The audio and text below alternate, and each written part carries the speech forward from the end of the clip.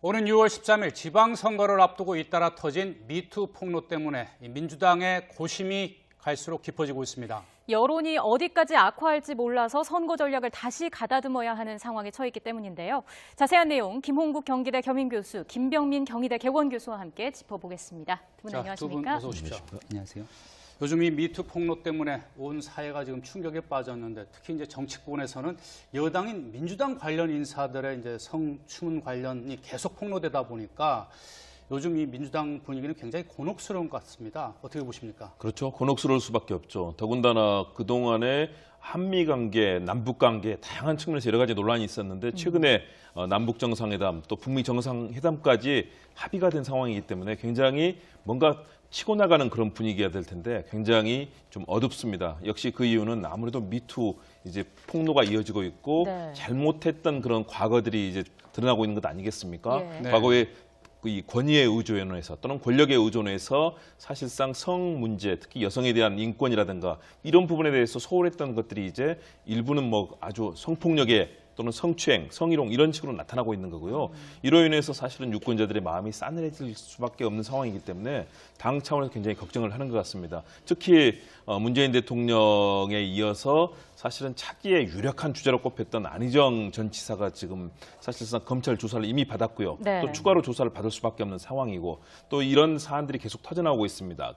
그렇기 때문에 집권 여당으로서의 도덕성, 과연 국민들께 신뢰를 받고 정책적인 측면뿐만 아니라 대한민국 정치를 문재인 대통령의 정책을 뒷받침하면서 정치를 해나갈 집권 여당의 자격이 있는 것인가, 국민들로서는 의심할 수밖에 없거든요. 그렇기 때문에 나오고 있는 상황마다 계속 곤혹스러워하고 있는 그런 분위기로 보입니다. 네, 네. 모두가 촉각을 곤두세우고 있는 이런 상황인데 오늘 오전에 민주당은 박수현 충남지사 후보 자격을 심사하겠다 이렇게 밝혔는데 결론을 내지 못했습니다. 네, 예비 후보에 대한 자격 심사 두 번째 심사 과정으로 볼 수가 있는 건데요. 네. 섣부르게 좀 결정하기가 어려운 측면들이 있는 것 같습니다. 그러니까 오늘 오전까지만 하더라도 자진 사퇴를 권유한다라는 기사가 또 나오기도 했었거든요. 네. 그러니까 실질적으로 청와대 그리고 이 민주당 입장에서는 이 박수현 전 대변인 같은 경우에 선거 현수막이 문재인 안희정의 대변인이라고 하는 이 구호를 가지고 선거를 치르는 과정이 있었습니다. 네. 근데 지금 현재는 진실 공방이 벌어지고 있는 상황임에도 불구하고 그 내용이 좀 가정사에 관한 좋지 않은 내용들이 계속 회자가 되고 이 내용을 바탕으로 경선이 계속 진행이 되는 순간 민주당 입장에서는 굉장히 큰 악재가 될 수도 있고요. 자칫 잘못 진실 공방 끝에 그 내용이 박수현 전 대변인 측이 주장하는 것이 아니라 상대 측이 주장하는 것이 사실로 드러날 경우에는 청와대 대변인까지 했던 인사에 대한 여러 가지 악재들이 정부에도 부담이 될 수 있기 때문에 네. 현재 이 문제에 대한 거취를 가지고 민주당 내부에서도 치열한 고민이 있는 걸로 알고 있습니다. 네. 방금 말씀해 주신 대로 이제 박수현 전 대변인 같은 경우에는 이 당에서 자진 사퇴 이제 권유에도 불구하고 오늘 오후 1시부터 다시 이제 선거 운동을 재개하겠다고 이제 밝혔는데 그만큼 본인의 입장에서는 미투 운동과 이 흑색 선전은 다르다. 앞으로 이제 자진 사퇴할 의사는 없어 보이는데요. 그렇다면 민주당 내부에서 굉장히 좀 곤혹스럽지 않을까 싶습니다. 민주당 입장에서는 당연히 곤혹스럽죠. 일단은 이 차원을 좀 저는 두 개로 나눠서 봐야 되는데 예비 후보로서 정치를 하겠다고 하는 박수현 전 대변인의 입장은 분명히 자신의 결백을 밝히겠다라는 그런 입장인 것 같습니다. 왜냐하면 상대가 되는 전 부인과 또 관련되는 정치인들이 주장하는 내용과 본인이 거기에 대해서 반박을 하고 다시 재반박이 나오는데 네. 본인이 얘기했던 부분은 여러 가지 부당한 이권 개입, 청탁을 하는 요구에 대해서 청와대 대변인으로서 수용할 수 없는 얘기들이 나왔다. 그래서 이를 거절하면서 본인에게 다시 한번 앙심을 품게 됐고 이런 정치 보복적인 차원까지 갔다라는 것이 박수현 예비 후보의 얘기 아니겠습니까?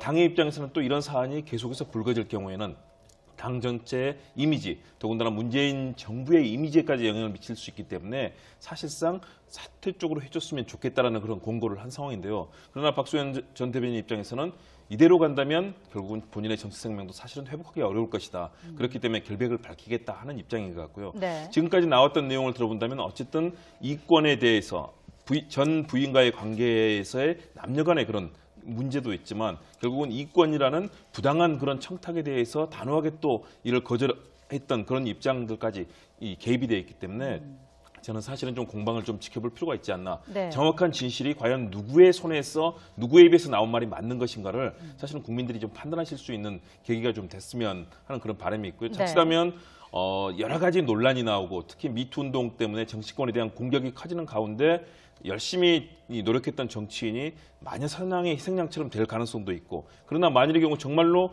그런 잘못된 일들이 있었다면 본인 스스로 정치 생명은 사실상 끝나는 것 아니겠습니까? 그런 측면에서 저는 아직도 선거 기간이 남아있기 때문에 좀 더 신중하게 그런 사실들, 팩트를 확인하고 거기에 합당한 조치를 하고 또 국민들께 다시 지지를 호소하는 그런 모습으로 가야 좋은 정치의 과정이 되지 않을까. 분위기에 틀려서 좋은 정치의 슬로건은 사라진 채 마녀 사냥하듯 가는 것은 바람직해 보이지는 않습니다. 네. 네. 계속해서 반박을 하고 있다라고 말씀을 해주셨는데 그 내용을 한번 살펴보겠습니다. 어제 기자회견에서는 정치 공작설이다 이렇게 얘기를 하기도 했어요. 네, 긴급 기자회견을 가졌죠. 당초 예정이 없었는데 아마도 오늘 있는 민주당의 예비후보 심사를 앞두고서는 본격적인 입장을 밝혔다라고 이게 나옵니다. 그러니까 전처가 그 실질적인 이혼 조건을 3가지를 요구했다라는 건데요. 네. 이혼하는 시점이 청와대 대변인으로 있던 그 시점입니다. 그래서 청와대 대변인의 권한과 힘을 이용해갖고 여러 가지 그 대출을 받게 되는데 좀 힘을 써달라라고 하는 내용들이 있었다는 건데 이런 제안에 거절했다. 이걸 이제 권력형 청탁이라고 박수현 전 대변인은 얘기를 하고 있고요. 예. 마지막으로 이혼하는 조건으로 결국은 현금 1억 원을 지급하고 매월 말 300만 원을 지급하는 형태로서 합의를 거쳐서 이제 이혼을 했다라는 게 박수현 전 대변인 측의 입장인 거고요. 그렇기 때문에 지금 박수현 전 대변인을 향해서 여러 가지 의혹 제기를 하고 있는 민주당의 오모 당원 그리고 전처가 이와 같은 부정한 청탁을 들어주지 않았기 때문에 본인을 음해하기 위한 것이다 이렇게 주장하고 있는 상황입니다. 네. 네. 또 그런가 하면은 이제 이러한 부정한 청탁 때문을 이제 거절해서 이렇게 이제 폭로를 했다고 이제 박수현 전 대변인은 주장을 하고 있는데 또 이 세간에서는 정말 이게 이혼의 이유가 이 경제적인 어려움 때문인지 아니면 여자 때문인지 이런 막 의문이 돌고 있는데 전 부인이 김영미 시의원을 포함해서 4명의 내연녀가 있었다. 이런 또 폭로까지 있었지 않았습니까? 이런 주장을 어떻게 또 봐야 될까요? 일단 남녀 관계는 사실상 사생활의 영역이기 때문에 저희는 일단은 그 내용들이 주장이 나왔기 때문에 확인할 필요가 있다. 자칫하면 이 부분이 정확한 근거도 없이 서로를 공격하는 그런 상황에서 나온 부분에 편승한다면 자칫하면 진실이 가려질 수도 있거든요. 네. 특히 이제 정치인의 경우는 불륜이 있었는지 아니면 사실은 한 정치인이 움직일 때 이제 박수현 전 대변인이 국회의원 하지 않았습니까? 그렇다면 사실은 정치인의 주변에는 그 지역의 많은 여성 당원들 또 여성 당직자들 만나게 되는 경우들이 많은데 그 전 부인의 주장들이 과연 그것이 불륜의 대상이었는지 아니면 본인의 생각에서 그걸 오해했을 수 있는지 그 부분은 양측의 입장이 명확하게 좀 확인이 돼야 된다고 봅니다. 그래서 네. 아마 민주당에서도 자격 심사를 놓고 사실은 그 내용들을 정확하게 확인하기 위해서 왜냐하면 주장들이 서로 엇갈리는 주장이 나왔기 때문에 그렇다고 보고요. 만일의 경우 이것이 불륜이 계속됐다는 상황으로 밝혀진다면 박수현 전 대변인으로서는 치명적인 그런 상처를 입는 것 아니겠습니까? 네. 아마 그렇게 된다면 여성 유권자뿐만 아니라 지역의 유권자들도 사실은 신뢰를 보내기 어려운 상황이 될 거고요. 그러나 만일의 경우 그것이 그런 불륜의 관계가 아니라 정치인과 당직자들 간의 다양한 이런 만남 속에서 이것을 오해하거나 또는 여기에 대한 여러 가지 음해가 이루어졌던 또 정치 공작까지 이루어졌던 상황에서 도리어 희생양이 됐다면 그 부분은 달려봐야 될 거다. 그런 측면에서 저는 네. 이 사안은 좀 더 명백하게 과연 전 부인의 주장이 맞는 것인지 또 박수현 전 대변인의 주장이 맞는 것인지를 좀 더 당 차원에서 일단 선거 공천을 해야 되기 때문에 아마 그 부분을 파악을 해야 될 거고요. 네. 이를 통해서 판단해야 되지 않나. 자칫하면 이게 폭로성으로 받아쓰기와 또 이런 부분들이 오해가 오해를 부를 수 있는 상황이 있을 수 있기 때문에 좀 신중한 접근이 필요하지 않을까 생각합니다. 네, 이걸 또 다른 식으로 정리를 해보자면 김용민 씨가 연인이었다는 건 따지고 보면 사생활의 영역이지만 연인이라는 이유만으로 공천을 했다는 게 사실로 드러난다면 이게 문제가 되는 거 아니겠습니까? 그렇죠. 그러니까 박수현 전 대변인 측은 그러니까 원래 당원으로 열심히 활동했던 인물이었기 때문에 정당한 절차를 거쳐서 공천했다 이렇게 주장하고 있는 거고요. 네. 애당초 이 내용을 폭로했던 이 오모 당원 입장에서는 2009년부터 내연 관계가 유지가 돼 있었고 2014년에 공천했던 건 사적인 이해관계가 적용이 됐다라고 주장을 하고 있는 겁니다. 그러니까 이거는 분명하게 이제 민주당에서 정리를 해줘야 됩니다. 왜냐하면 오래전 일이 아니라 2014년도 지방선거라면은 바로 직전에 있던 선거에서 일이었고요. 기초의원에서의 비례대표 공천권이라는 건 사실은 도당에서의 역할이라기보다는 해당 지역구 국회의원이 많은 권한들을 가지고 있습니다. 그 여러 명의 비례대표를 공천하는 게 아니라 네. 결국 당선될 수 있는 인물이 거의 없기 때문에 딱 한 명에 대한 공천을 만약 하게 되는 경우들이 보통 상식적으로 이루어지게 되는데 여기에 대해서 과연 정당한 공천 심사가 이루어졌는지 여기에 대해서는 아마 그 당시 당협이라든지 주변에 있는 지인들 그리고 평판조회 등을 통하면 여기에 대한 진실 공방들에 대한 해결은 있을 거라고 보거든요. 네. 만약에 오모 당원이 주장하고 있는 것처럼 공천의 사적인 감정을 개입해서 내연녀를 공천했다라고 하면 이건 엄청난 문제이기 때문에 박수현 전 대변인이 주장하고 있는 바가 사실이라면 거기에 대한 오해를 풀기 위해서라도 당이 하루빨리 신속히 나서야 될 것 같습니다. 네. 방금 말씀해 주신 대로 이 김영미 씨 관련 이 공천 문제는 당 차원에서 이제 하루빨리 진상을 밝혀야 될 것 같고요.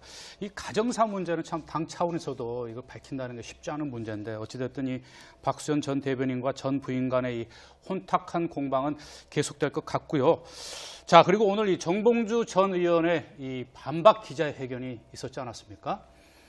자, 이 김 교수님 오늘 반박 기자회견 보셨죠? 네, 봤습니다. 절대 그런 일이 없었다 이렇게 이제 정 전 의원이 주장하고 나섰는데 어떻게 보셨나요? 정 전 의원의 입장은 명백한 것 같습니다. 본인은 그런 일이 없었다. 그리고 거기에 관련된 알리바이들을 여러 개를 이제 입증 증거로 내놓았습니다. 네. 명진 스님과의 만남도 있었고요. 또 문익환 목사님이 묘소를 참배하는 거라든가 이런 시간대별로 따른 알리바이와 또 관련된 만남을 했던 분들과의 면담을 통해서 내놓은 얘기들을 보면 본인은 확실한 확증을 갖고 있는 것 같습니다. 그런데 문제는 역시 또 이 당사자가 되는 고소를 한 이제 기자가 되는 A 씨라고 하는 분인데요. 이분의 입장은 또 다른 것 아니겠습니까? 그분은 피해자 입장에서 만났었고 그런 성추행을 당한 적이 있다라고 분명하게 얘기를 하고 있거든요. 그리고 그 시기가 지금 좀 엇갈리고 시간대가 좀 바뀌고 하는 측면이 있긴 하지만 일단 이런 사안을 볼 때는 저는 어쨌든 피해자 입장에서 봐야 되고 그것들이 최소한도 믿을 만한 그런 신빙성이 있는 내용이라면 그 부분에 있어서는 사실은 피해자 입장을 고려해야 되는 것 아닌가. 네. 그리고 이 정도 사안이 됐을 때 알리바이가 사실은 전체를 다 대변하지 못한다. 왜냐하면 그 시간 빈 시간이 있을 수 있고 또 다른 어떤 장소라든가 이런 부분이 가능할 수 있는 것 아니겠습니까? 네. 네. 우리가 지금 이 시기를 돌아봤을 때 그 시기를 매번 정확하게 확인할 수 있는 증거를 다 갖고 있지 못하기 때문에 최소한도 정말 피해자도 납득할 수 있는 그런 내용을 저는 정봉주 전 의원이 내놔야 된다고 보고요. 네. 만일의 경우 그 사안이 최소한도 그걸 입증하거나 또는 본인의 결백을 증명하지 못한다면 사실은 서울시장이라는 대통령이 소통령이라고 불릴 정도로 도덕적이고 행정 경험, 다양한 정치적 경륜이 필요한 이 자리에 과연 지금 도전이 과연 맞는 것인가 한번 돌아볼 필요는 있다고 봅니다. 그리고 그런 모든 과정을 통해서도 충분히 내가 감당할 수 있는 도덕적, 행정적, 정치적 경륜이 있다면 그때는 심판을 받아볼 그런 필요는 있겠지만 지금으로서는 그렇게 썩 다가오지는 않는 것 같습니다. 예, 지금 상황상 서울시장 도전은 한 번 더 생각을 해봐야 한다라고 말씀을 해주셨는데 그래도 일단은 정봉주 전 의원이 강하게 반박하는 입장입니다. 어쨌든 잘못이 없으니까 정치를 계속하겠다, 서울시장 출마하겠다는 입장을 계속 보이고 있는 거죠. 본인은 이제 강행 의지를 피력했고요. 이제 남은 건 민주당에서 복당 심사를 받아주는지에 대한 여부가 남아 있겠죠. 네. 가뜩이나 민주당이 이 미투 운동으로 인해서 여러 가지 정치적인 치명상을 얻고 있는 상황인데요. 여기 이제 정봉주 전 의원은 무고를 주장하고 있는 상황인 거고, 근데 아직 여기에 대해서 정확하게 이 뉴스타파의 기자 처음에 보도를 제기했던 이 기자에 대한 프레시안의 기자에 대한 추가적인 해명이 나오고 있지 않은 터라 이 추가적인 해명 여부를 조금 더 살펴봐야 될 것 같고요. 네. 지금 현재 정봉주 전 의원이 주장하고 있는 거는 피해를 당했다고 하는 인물 그리고 기사를 내보였던 기자가 같은 대학의 동기이기 때문에 사적인 내용들을 서로 공유를 하고 과거부터 알고 있던 거를 서울시장 출마 기자회견 바로 직전에 터뜨리는 건 뭔가 모종의 음모가 있다라고 이제 주장을 하는 것 같습니다. 그러니까 여기에 대해서 지금 현재로서는 실명과 얼굴을 사실은 공개하지 않은 상태로 기사가 나온 상태이기 때문에 질실 공방이 벌어지고 있는 건데요. 추가적으로 관련된 내용의 피해자가 최종적인 입장 표명을 어떻게 할 것인지를 보고 난 뒤에 아마 민주당도 입장을 좀 정리하지 않을까 생각이 듭니다. 네. 네. 자, 이 정봉주 전 의원 관련해서는 앞으로 어떤 점이 좀 명확하게 밝혀져야지만 이게 좀 해결이 될 것 같습니까? 해결은 이 사안은 해결은 쉽지 않아 보이고요. 결국은 정치인은 결단을 해야 되는 것 아니겠습니까? 과연 국민의 심판을 받을 수 있는 자신감이 있다면 아마 다시 한번 도전하는 그런 모습을 보일 거고요. 그렇지 않고 만일의 경우 이를 입증하지 못한 채 피해자 되신 분이 계속해서 이 사안을 제기하고 여러 가지 지금 증거들을 내놓고 있거든요. 이메일이라든가 다양한 것들 내놓고 있는데 결정적인 증거가 나왔을 때 그때는 정말 회복할 수 없는 상황이 될 겁니다. 그래서 저는 피해자분도 가능하면 납득할 수 있게 빨리 증거가 있다면 다 내놓아야 될 필요가 있고요. 정봉주 전 의원도 알리바이만 가지고 국민을 설득하기는 좀 쉽지는 않아 보입니다. 그렇기 때문에 네. 피해자와 국민 모두가 좀 납득할 수 있도록 이 상황에 대해서 물론 상당히 오랜 시간이 지났기 때문에 쉽지는 않겠지만 이를 통해서 국민들이 최소한도 납득할 수 있는 상황에 대한 이런 정치인 네. 또는 행정인가로서의 서울시장이라는 중책에 도전할 것이기 때문에 정 전 의원이 지금 무소속 아닙니까? 그렇습니다. 그런데 이제 민주당에서 결국은 복당을 허용하지 않았을 경우에 무소속으로 정치 활동을 할 수 있을 거라고 보십니까? 쉽지는 않을 겁니다. 일단 저는 복당 15일에 복당 심사가 남아 있지만 그러나 복당을 받아들이기는 어려울 거다라고 보여지고요. 그렇다면 무소속으로서 한국 정치에서 무소속으로 더구나 서울시장이라는 중요한 자리가 그동안에 얼마나 많은 주요한 여당과 야당, 진보와 보수 양대 진영이 격돌하는 장이기 때문에 무소속으로 나와서 승리할 수 있다. 사실 쉽지 않거든요. 네. 그런 측면에서 본인의 결백을 주장하기 위해서 현재 그런 고수를 하고 있지만 실제 선거전으로 만약의 경우 들어간다. 그렇다면 무소속으로서 서울시장에 도전한다는 건 사실상 절벽에 계란을 던지는 그런 상황이 될 수도 있기 때문에 네. 쉽지는 않아 보입니다. 예, 사안이 사안이니만큼 논란이 일 수밖에 없을 것 같은데요. 진행 상황을 계속해서 지켜봐야 할 것 같습니다.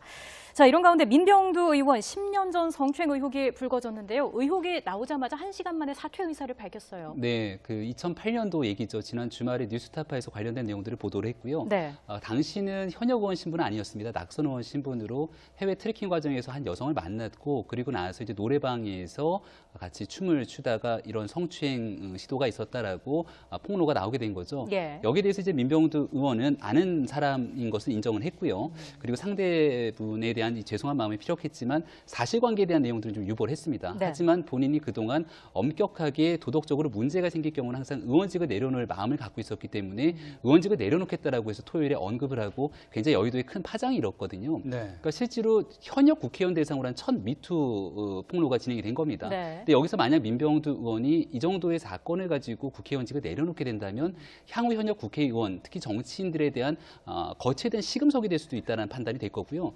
두 번째는 민주당 입장에선 현재 자유한국당이랑 총 5석밖에 차이가 나고 있지 않는 터라 이 현역 의원 한 명의 사태도 굉장히 중하게 바라보고 있는 여러 가지 어려움들이 지금 처해져 있는 상황인 것 같습니다. 예. 네.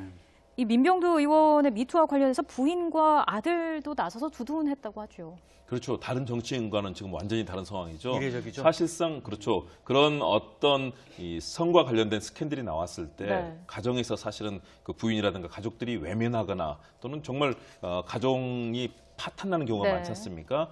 그만큼 민병두 의원이 저도 지켜볼 기회가 있었는데요. 굉장히 이성적이고 정치 전략적이면서도 사실 좀 희생하는 그런 정치를 지금까지 해오지 않았습니까? 예. 과거에 학생운동을 하고 언론사 시절에도 마찬가지고요.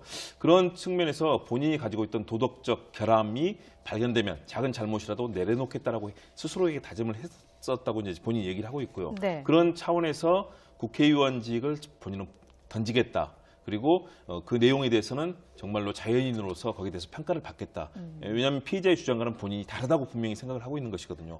그리고 아마 그런 그동안 살아왔던 삶에 대해서 부인과 또 자제분이 우리는 지지할 수 있다라고 이제 가족에서 그런 평가를 받고 있는 것으로 보이는데요. 네. 네. 역시 정치인의 도덕성 문제는 정말로 중요합니다. 대신에 또 하나 짚을 수 있는 것은 결국은 다양한 차원이 있지 않습니까? 성범죄라도 성희롱, 또 성추행, 그리고 성폭행, 그리고 성범죄에 해당하는 아주 극악한 수준이 있는 건데요.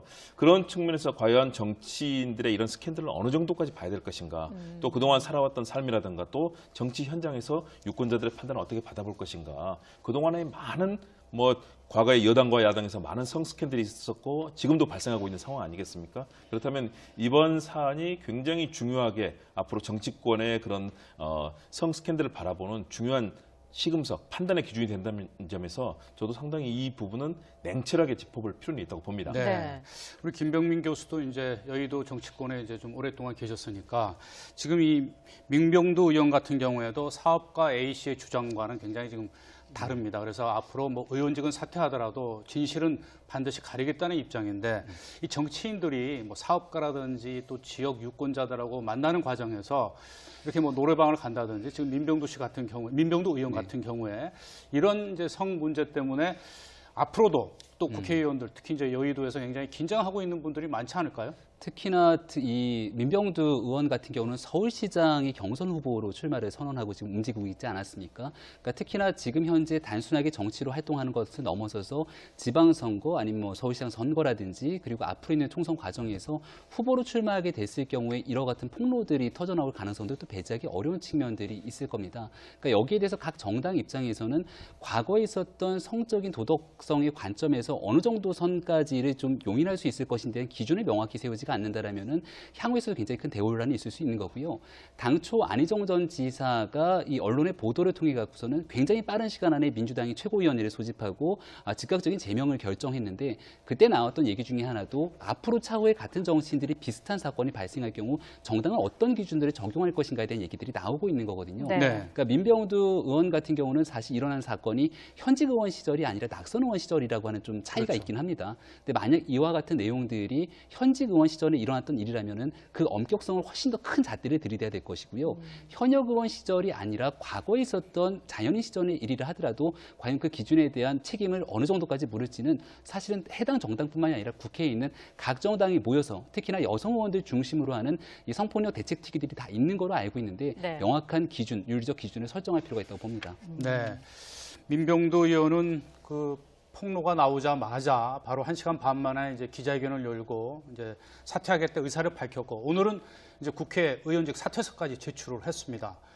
지금 정작 민주당에서 오히려 지금 좀 야당 법서인 것 같은데 지금 뭐 5석 차이라고 앞서 이제 우리 김 교수께서 지적해 줬는데 지금 사표를 좀 반려해 줬으면 하는 그런 바람인 것 같아요. 그렇죠. 집권 여당의 입장에서는 앞으로 문재인 정부, 대통령의 정책을 어떻게 지원하고 또 성공적인 정부를 만들 것인가에 대한 고민이 클 수밖에 없는데요. 현재 의석 분포를 본다면 더불어민주당 집권 여당이 121석입니다. 반면에 제1야당인 자유한국당이 116석 아니겠습니까? 딱 5석 차이입니다. 만약에 민 의원이 그만두게 되면 이제 4석 차이가 되고요. 지금 출마하겠다는 의원들이 많이 있지 않습니까? 지금 뭐 각 지역마다 지금 출마자들이 지금 속출하고 있는데요. 그럴 경우에 일단은 출마자들이 나가는 순간부터 이미 여야 관계가 뒤집힐 수가 있다. 그럴 경우에는 제1당 하반기 국회의장뿐만 아니라 이번 지방선거에서 기호 1번을 비롯해서 다양한 정당의 여야 관계가 아니라 이제 일당이 바뀌는 거죠. 그렇습니다. 네. 그렇기 때문에 사실은 더불어민주당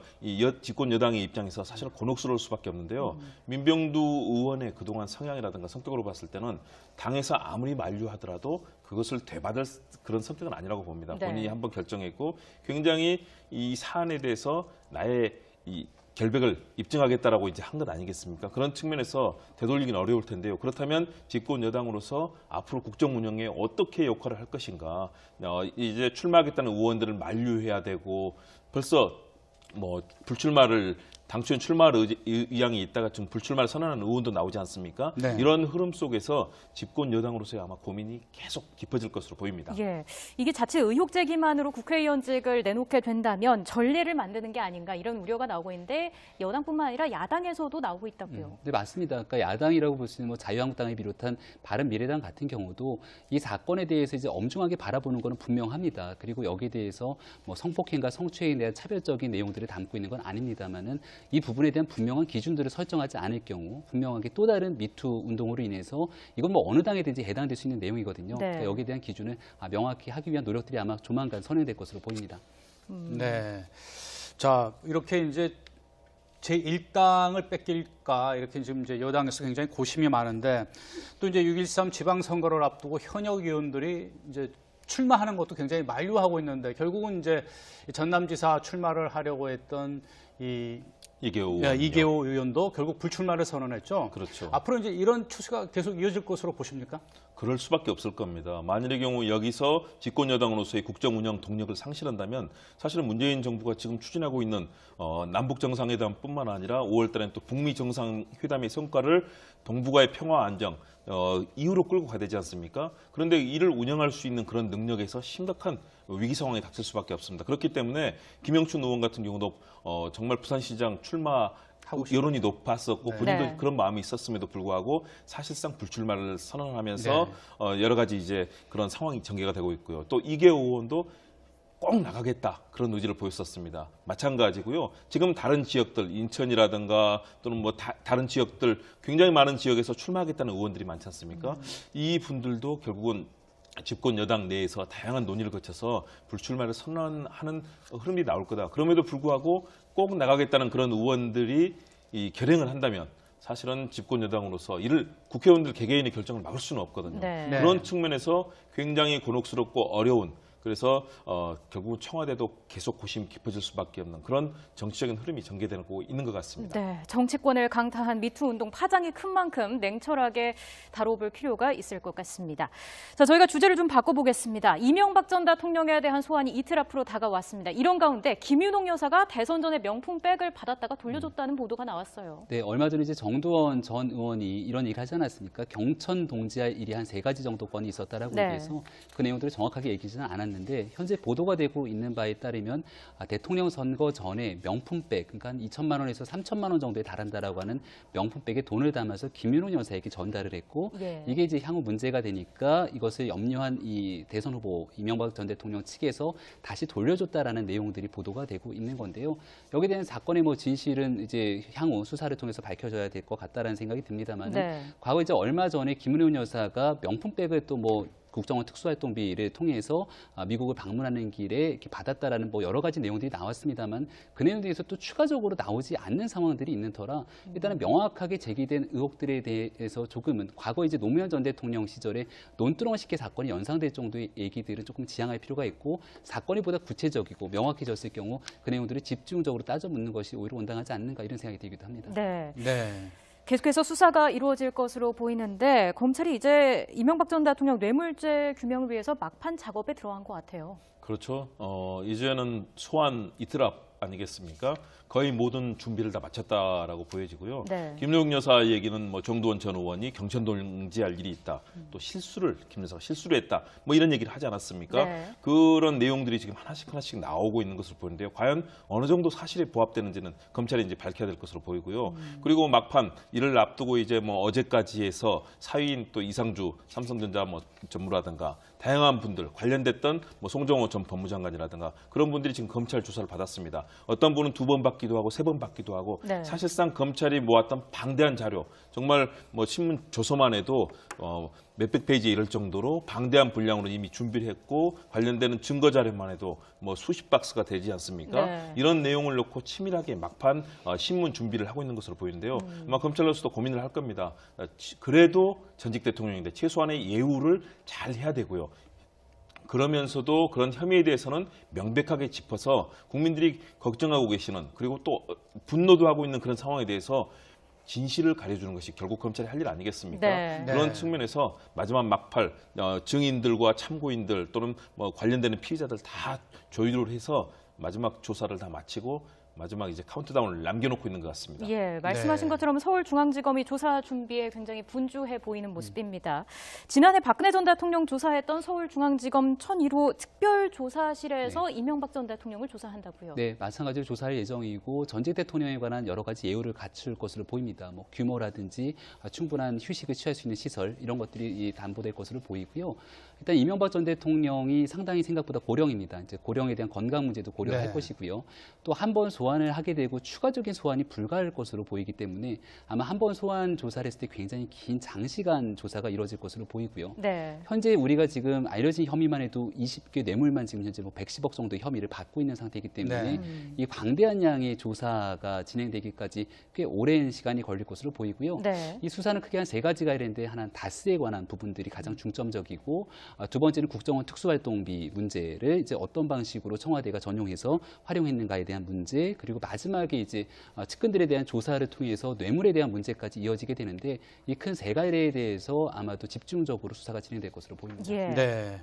뭐 이명박 전 대통령에 대한 혐의가 지금 20여 개 달하는데 지금 이제 검찰에서는 막바지 이제 소환 앞두고 이제 총력 대비를 하고 있는데 이 이명박 전 대통령 측에 지금 변호인단도 꾸려지지 않았습니까? 근데 이제 정동기 전 대검차장 같은 경우에 아직 좀 이 변호인 자격을 놓고 논란이 일고 있죠. 그렇죠. 과거에 이제 수사를 담당했던 그리고 보고 라인이 있었기 때문에 과연 지금 변호사를 맡을 수 있는 것인가 변협에서 마지막으로 이제 그 검증에 들어간 상황이고요. 아마 쉽지는 않을 것으로 보입니다. 이렇게 논란이 제기된 사람이 변호를 맡았을 땐 도리어 이 변호인의 정당성마저도 논란이 될 것이기 때문에 쉽지는 않아 보이는데요. 아무래도 또 이명박 전 대통령으로서는 본인에 대해서 최소한도 내놓을 여러 가지 얘기들 그동안에 다 전면 부인하지 않았습니까? 네. 그리고 가져왔던 대통령 기록물 관련 위반 혐의에 대해서도 실수로 가져온 것이다라고 얘기를 하고 있고 나왔던 여러 가지 뇌물 혐의라든가 특활비 사용 또 다스 관련 모든 부분에 대해서 전면 부인을 하고 있기 때문에 네. 일단 변호인단이 이 같은 준비를 치밀하게 하고 있는 것으로 보이는데요. 그럼에도 불구하고 워낙 방대한 혐의 그리고 사실은 측근들이 김백준 기획관을 비롯해서 그동안 이 일을 담당했던 모든 측근들이 거의 모든 얘기를 다 내놓았다. 이런 측면에서 창의되는 검찰 또 이를 막아야 되는 이명박 전 대통령의 입장에서는 방패가 그렇게 튼튼해 보이지는 않습니다. 그렇기 때문에 아마 상당히 곤혹스러운 시간이 될 텐데요. 이를 통해서 다시는 전직 대통령이 이렇게 비위라든가 또는 범법 혐의가 논란이 되지 않도록 정말 정치권이 제자리를 바로잡는 계기가 돼야 될 것 같습니다. 네, 내일 모레 있을 이명박 전 대통령 소환에 이목이 집중되고 있는데요. 추가로 들어오는 소식, 추후 소식은 저희가 또 계속해서 전해드리도록 하겠습니다. 지금까지 김홍국 경기대 겸임교수, 김병민 경희대 개원교수와 함께 이야기 나눠봤습니다. 두 분 말씀 잘 들었습니다. 잘 들었습니다. 정확히 이제 민주당에서 정리를 해줘야 됩니다. 왜냐하면 오래전 일이 아니라 2014년도 지방선거라면은 바로 직전에 있던 선거에서 일이었고요. 기초의원에서의 비례대표 공천권이라는 건 사실은 도당에서의 역할이라기보다는 해당 지역구 국회의원이 많은 권한들을 가지고 있습니다. 그 여러 명의 비례대표를 공천하는 게 아니라 네. 결국 당선될 수 있는 인물이 거의 없기 때문에 딱 한 명에 대한 공천을 만약 하게 되는 경우들이 보통 상식적으로 이루어지게 되는데 여기에 대해서 과연 정당한 공천 심사가 이루어졌는지 여기에 대해서는 아마 그 당시 당협이라든지 주변에 있는 지인들 그리고 평판조회 등을 통하면 여기에 대한 진실 공방들에 대한 해결은 있을 거라고 보거든요. 네. 만약에 오모 당원이 주장하고 있는 것처럼 공천에 사적인 감정을 개입해서 내연녀를 공천했다라고 하면 이건 엄청난 문제이기 때문에 박수현 전 대변인이 주장하고 있는 바가 사실이라면 거기에 대한 오해를 풀기 위해서라도 당이 하루빨리 신속히 나서야 될 것 같습니다. 네. 방금 말씀해 주신 대로 이 김영미 씨 관련 이 공천 문제는 당 차원에서 이제 하루빨리 진상을 밝혀야 될 것 같고요. 이 가정사 문제는 참 당 차원에서도 이거 밝힌다는 게 쉽지 않은 문제인데 어찌됐든 이 박수현 전 대변인과 전 부인 간의 이 혼탁한 공방은 계속될 것 같고요. 자, 그리고 오늘 이 정봉주 전 의원의 이 반박 기자회견이 있었지 않았습니까? 자, 이 김 교수님 오늘 반박 기자회견 보셨죠? 네, 봤습니다. 절대 그런 일이 없었다. 이렇게 이제 정 전 의원이 주장하고 나섰는데 어떻게 보셨나요?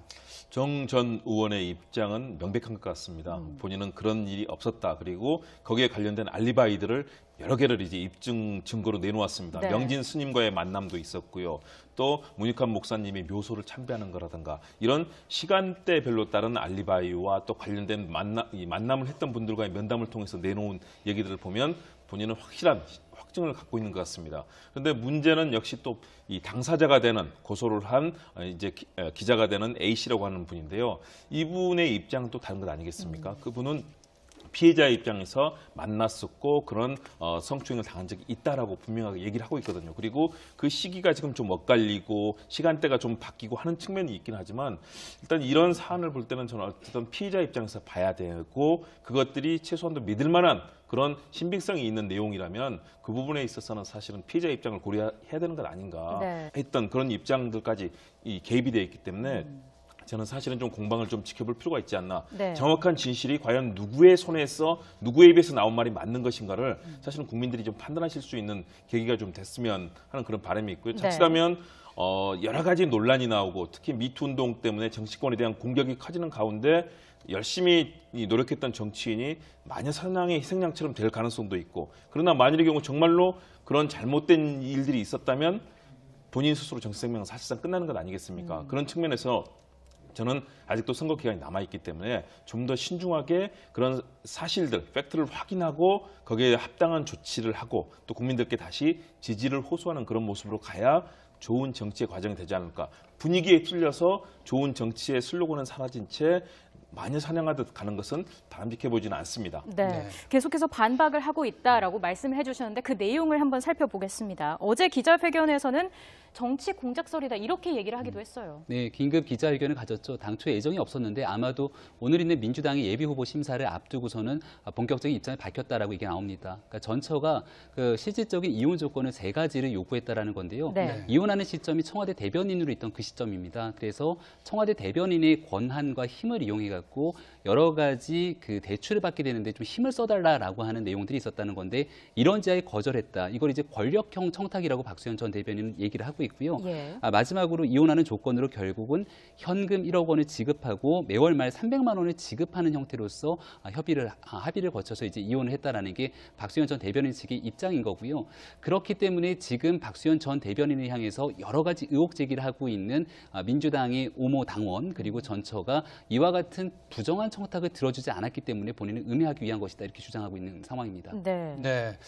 또 그런가 하면은 이제 이러한 부정한 청탁 때문을 이제 거절해서 이렇게 이제 폭로를 했다고 이제 박수현 전 대변인은 주장을 하고 있는데 또 이 세간에서는 정말 이게 이혼의 이유가 이 경제적인 어려움 때문인지 아니면 여자 때문인지 이런 막 의문이 돌고 있는데 전 부인이 김영미 시의원을 포함해서 4명의 내연녀가 있었다. 이런 또 폭로까지 있었죠. 박수현 전 대변인 같은 경우에 선거 현수막이 문재인 안희정의 대변인이라고 하는 이 구호를 가지고 선거를 치르는 과정이 있었습니다. 네. 근데 지금 현재는 진실 공방이 벌어지고 있는 상황임에도 불구하고 그 내용이 좀 가정사에 관한 좋지 않은 내용들이 계속 회자가 되고 이 내용을 바탕으로 경선이 계속 진행이 되는 순간 민주당 입장에서는 굉장히 큰 악재가 될 수도 있고요. 자칫 잘못 진실 공방 끝에 그 내용이 박수현 전 대변인 측이 주장하는 것이 아니라 상대 측이 주장하는 것이 사실로 드러날 경우에는 청와대 대변인까지 했던 인사에 대한 여러 가지 악재들이 정부에도 부담이 될 수 있기 때문에 네. 현재 이 문제에 대한 거치를 가지고 민주당 내부에서도 치열한 고민이 있는 걸로 알고 있습니다. 네.